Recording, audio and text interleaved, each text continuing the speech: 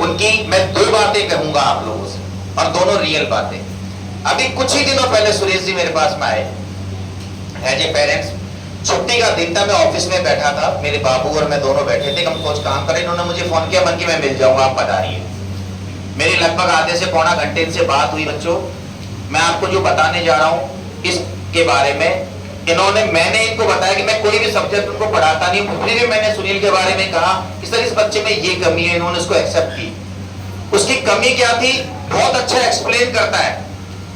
जैसे कि सुरेश जी ने भी कहा था कि नंबर आपको लिखने से मिलते हैं, नंबरों की महत्वता है, नंबर लिखने से मिलते हैं।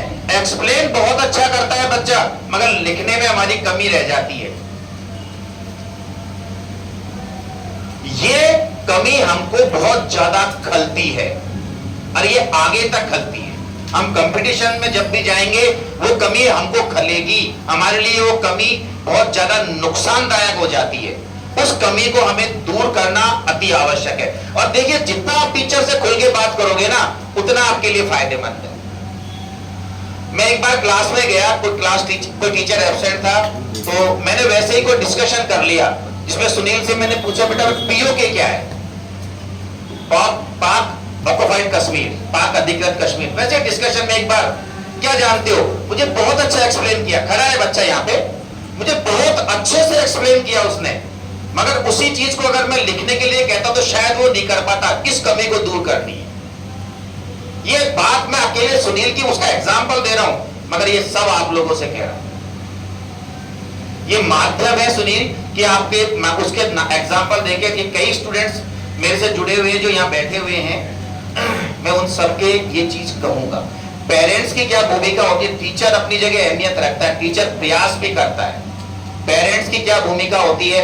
मान के चले कई पेरेंट्स अभी आए हैं, उन्होंने अच्छी बातें भी कही हैं, मगर बहुत बड़ा योगदान बच्चों के जीवन में पेरेंट्स का है। कई पेरेंट्स आके हमसे ट्यूशन इंस्टीट्यूट से कहते हैं कि साहब हमारा काम तो पैसे खर्च करना है, ये है वो। नो, ऐसा नहीं है। बच्चों को मोटिवेट करना, उन्हें क्या चाहिए, किस समय पे चाहिए, वगैरह वगैरह, ये सब चीज हमारी जिम्मेदारी यानी पेरेंट्स की बनती है। मैं आपको एक छोटा सा उदाहरण देता हूं, बॉयज एंड गर्ल्स। आप अभिभावक भी यहाँ बैठे हुए हैं, मेरी बात को आप समझिए। अब तो बोर्ड ने मेरिट बंद कर दी, पिछले कई सालों से मेरिट बंद है बोर्ड की। परसेंटेज बच्चे 98 तक भी लाते हैं, 97 भी आ रही है, 99 भी आ रही है, मगर मेरिट नहीं आ रही है। आज से कुछ सालों पहले दौसा, मैंने सर सुरेश जी को बताई भी है ये बात, एग्जाम्पल देके। आपके अच्छे हैं, इनमें कुछ क्वालिटियां हैं, बात को समझते हैं, किस पेरेंट से, किस बच्चे से मुझे किस तरह से बात करनी है, ये इनके अंदर क्वालिटी है। मैं इनसे पिछले कई सालों से जुड़ा हुआ हूं। तो दौसा की मैं बात कर रहा था, बेटा एक स्कूल है, उसके एक छात्रा ने राजस्थान टॉप किया था कॉमर्स में।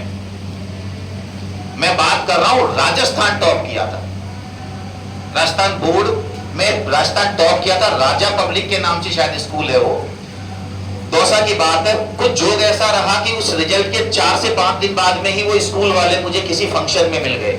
मैं भी दौसा से रिलेटेड हूं, वहां मेरी मुलाकात उनसे हो गई, किसी ने मेरी मुलाकात कराई। तो मैं, और क्यों ना उसी फंक्शन में उस बच्चे के भी पेरेंट्स आए, उस स्कूल वालों ने मुझे उस पेरेंट्स से मिलाया। तब मैंने उन पेरेंट्स से मिला तो मेरी जो भूमिका, उनसे मैंने क्वेश्चन किया कि सर आप किसको क्रेडिट देते हो?